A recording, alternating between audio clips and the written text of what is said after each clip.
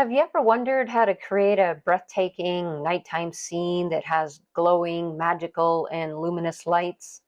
Well, today I'm going to reveal a simple but stunning two-layer technique that's going to bring this vision to life.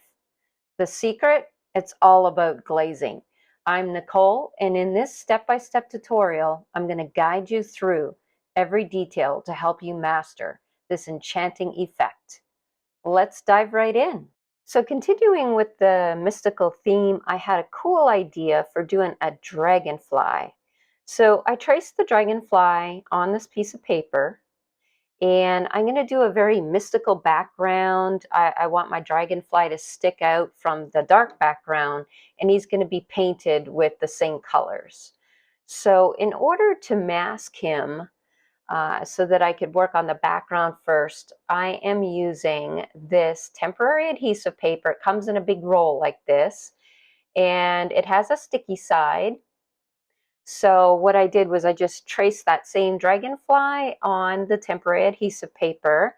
This stuff is super cheap, guys. I get it from Amazon, and I like it better. It makes a very sharp mask.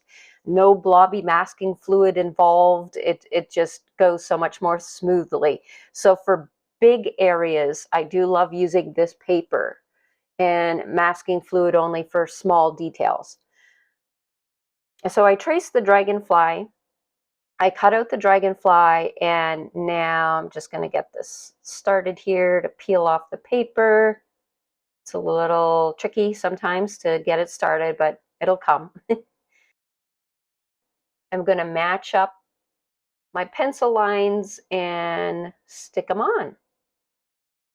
Okay, so I position them as best I can, and then you just want to rub down on the adhesive paper and just make sure that you smooth it out and all the nooks and crannies, and that it's adhered really well to your paper.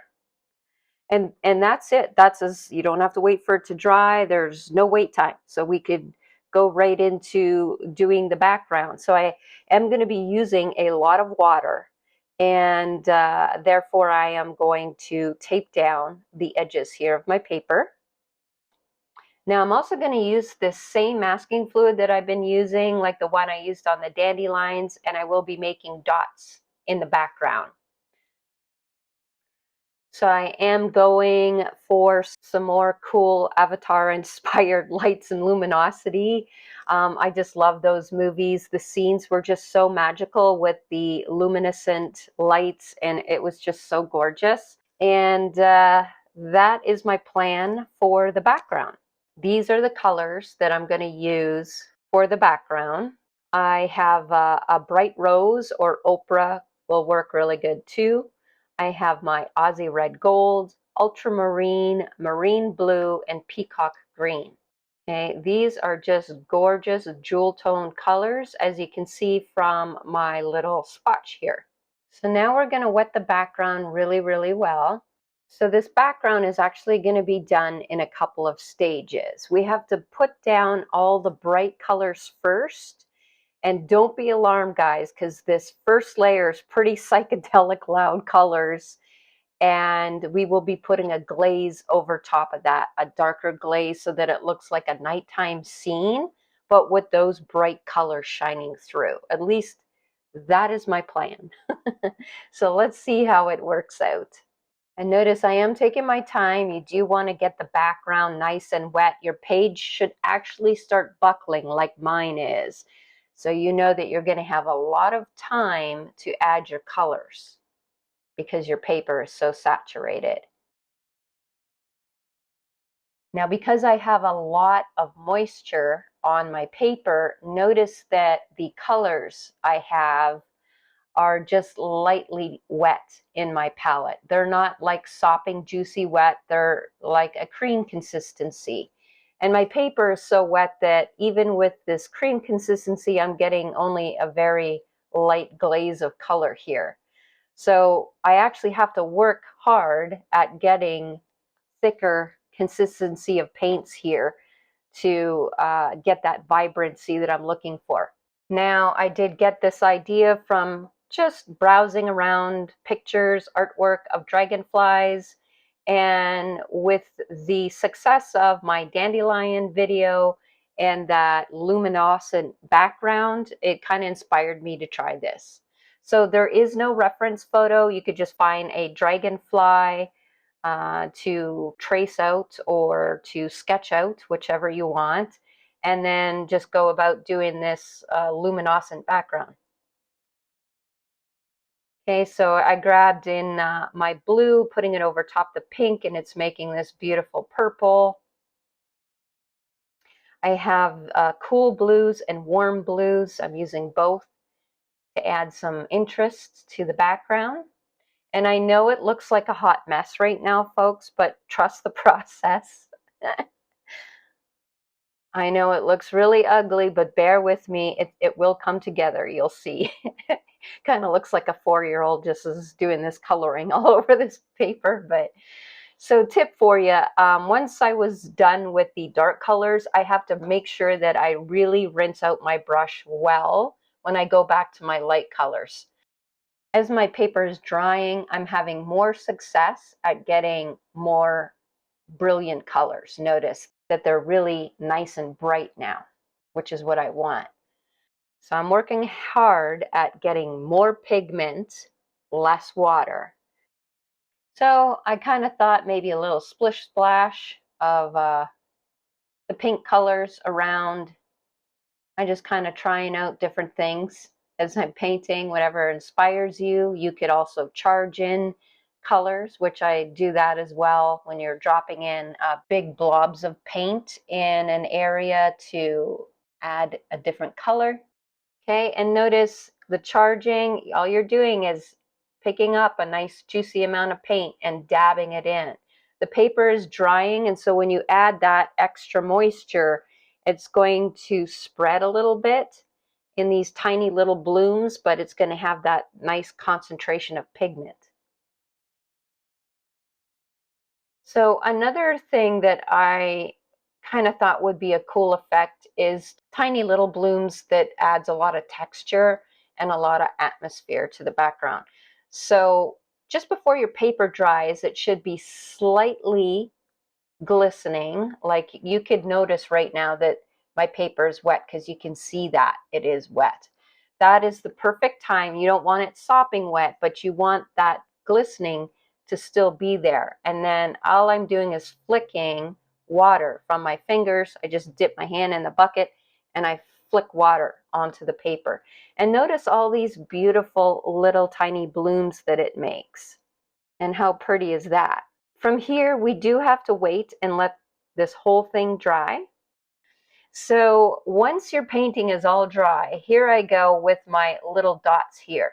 I do want to preserve some of these bright colors and have this almost like a galaxy kind of looking background, because don't forget, we are going to be adding a glaze over top of all these beautiful colors. So it's going to look like a nighttime scene.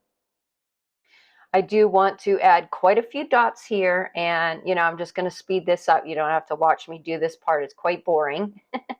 But I'm making them different sizes. As you can see, I'm just using the tip to kind of draw in circles of different sizes of the circle. And of course, you do need to let your masking fluid dry really, really, really well before you go about doing the second layer of the background. So I would give it, a good 4 to 5 hours to dry. And once it's dry, then we can start with the background. So I have a mixture of indigo and neutral tint. Neutral tint, a lot of people ask me, what's neutral tint? Neutral tint is just a name for a color. So it's like Payne's gray or lamp black, but I do find neutral tint to be a little bit more, I guess, a nicer black than just lamp black is quite boring, and I don't want to say chalky, but it has no iridescence, no life to it. Whereas I do find the neutral tint to be neutral, like its name, but also it has a very appealing dark quality to it. Payne's gray is another one, although I do find Payne's gray pulls towards the cool side and looks a little purple. whereas I find neutral tint doesn't do that. So notice what I'm doing. I've wet the whole thing. You can see all of my wrinkles again in my paper. It's well saturated. And I just put a glaze of the neutral tint and indigo in certain areas all over the paper. You could tilt your paper to get it to flow in different directions. And now I'm just using a very blunt little brush, and I'm kind of playing around. I want to see if I lift up some of that glaze, if I have those colors from the first layer shining through, and I indeed do. And I'm quite happy with the results of doing this glaze. I think it looks pretty cool. It does look like a nighttime scene, and it does look like he's like flying over some sort of luminescent pond of some sort. I'm just kind of picking and choosing. I do want some different sizes of these little dots that I'm lifting up. So I did switch to a sponge round dauber. And you can use different sizes for the sponge dauber too. I have small ones and I have larger ones. And that is exactly what I did. So basically you're using a little bit of a damp sponge. It can't be soaking wet because you will make a bloom and wreck the result. So it has to be quite like damp dry. And you're just lifting off that glaze. And as you're lifting, there might be some paint that seeps back into that area, and you might have to go over that dot and relift it. So you're kind of just watching and seeing how your paint reacts, how your paper's drying, and continue to lift as many spots as you want or as few as you want. Did you know that you can share your artwork with me on the community page? Now, the YouTube has a community page where people could post pictures, and I really do encourage you guys to post your artwork. I would love to see it. I would love to comment on it, and I would just love to have that little social media platform where we could chit chat. So please drop me a line, folks. Please do. So I quite like that effect. Look at how cool that's looking. You're going to let that whole thing dry. And now, I'm removing the masking fluid. But as you can see, it took up the paint as well. It's actually destroying the paper a bit. So that is a lesson to me. When I did put these dots on there, they were pretty thick. And if I would have thinned them out a little bit, instead of leaving a big glob on there, I probably would have prevented that paper from ripping. But that's okay, because they're such small, tiny areas. I could just go back over them with some color. And of course, you guys don't need to see me doing this for the next 5 minutes. I'm going to speed this up. Once you have all your masking removed, and I like to rub my hands along the surface of the paper, make sure I got everything, I could now also remove the adhesive paper. And look at how easy that comes off. So doing damage control here with the colors and just coloring in those dots that did get lifted. Oh, the paper got lifted.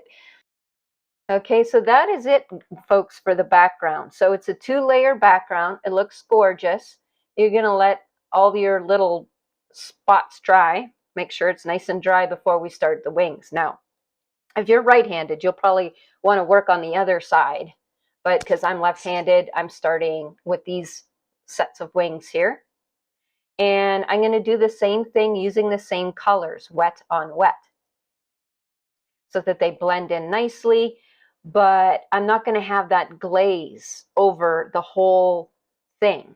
So the dragonfly itself is going to be so much brighter, guys. He's really going to pop off the page, you'll see. So coming in, dropping in my pinks, my oranges. And there's really no rhyme or reason. I'm just using the exact same colors, guys. So, you know, blues, your pinks, your purples, and I'm just going for it.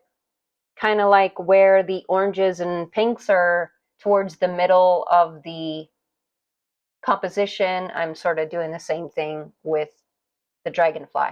So I have quite a bit of water here. I was just picking up some of that extra water with my brush. Way too much water there. So just take your paintbrush and dab off the water on a piece of paper towel. And then continue dropping in your color until you're happy with the result that you're getting.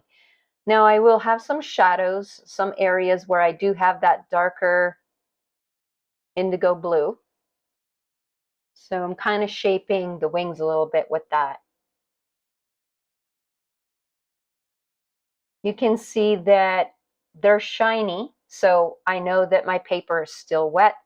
I'm going to add more colors and try to get it as bright as I can.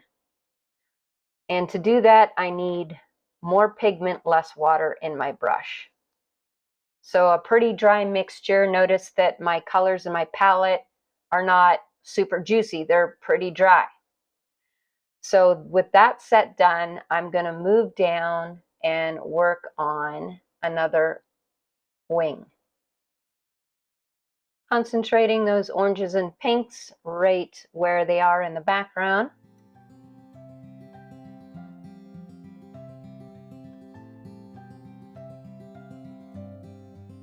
Switching over to the blues.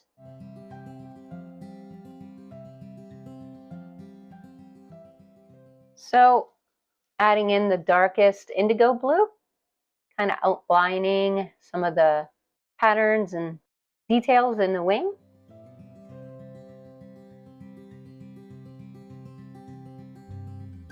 It adds a nice contrast to it. Really good pop of color here. All right, so I'm pretty happy with that. You have to let those ones dry before you go and start the other ones, just so that you don't accidentally drag your hand through it. So that's what I did. Those wings are dry, working on the last two here.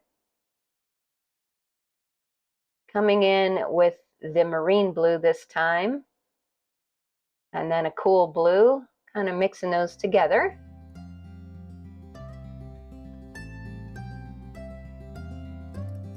You get some purple. Just so much fun, you guys, playing with all these colors.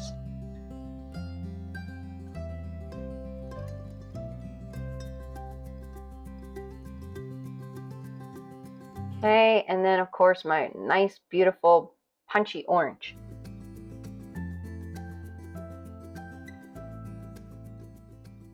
Notice I always go pretty much from, your lighter colors to your darker colors, and I'm always finishing off with the indigo blue. Last wing, folks, last wing.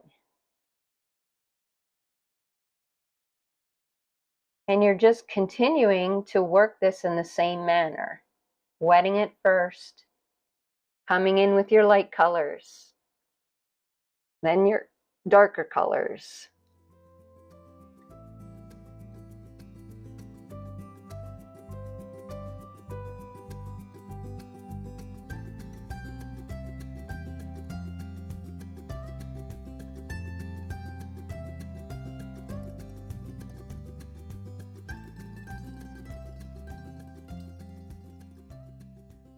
And lastly, that indigo. Okay, so I'm going to make sure that the wings are nice and dry before I start on the body. I'm going to put an underpainting of just some orange down his back, and then going straight into my indigo blue to make the body, because the body's pretty dark on the insect. So I kind of want some of that orange to shine through, so notice that I'm not putting that indigo everywhere, kind of making little patterns on his back and segments, like, segments of an insect.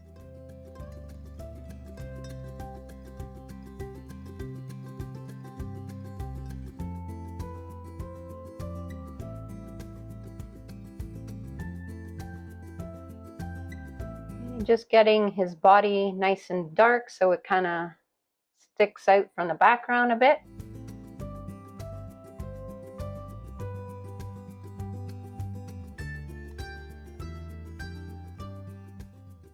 Now I'm going to dry that whole thing. Now for the next step, for putting the details on the wings, you could absolutely do this with a script liner brush, a very fine brush, if you wanted it to be all watercolor. I do love mixed media, and I'm not a watercolor purist. If something's going to look better with me using a different media, I will, and if it's going to save me time. So but hey, I know there's watercolor purists out there, so if you want to use a script liner brush, then by all means, that would be actually awesome practice for some very good line work.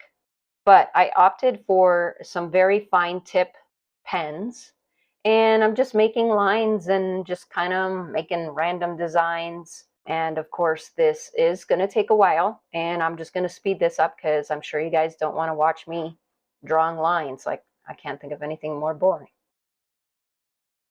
It's nice to variegate your lines, some thicker, some thinner. It does add interest to the project. I will say that.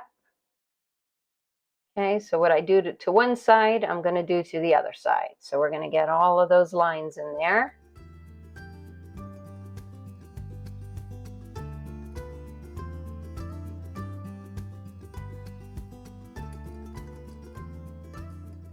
Okay, adding a bit of detail onto the body itself with my pen. And now for him to even stick out more from the background, I'm going to put like some highlights on the wing tips around his eyeballs, just so that he sticks out from that background a little bit more. And using a jelly pen for this, a white jelly pen. I do love how this turned out. He's so cute. Besides giving him some little antennas here, a couple of feet, I think he turned out so cute. And it was so much fun. You guys have to try this. It is a blast. Go ahead and sign your painting. You guys just created a masterpiece. Congratulations. Just getting that little blob of paint off the corner. And voila, c'est fini.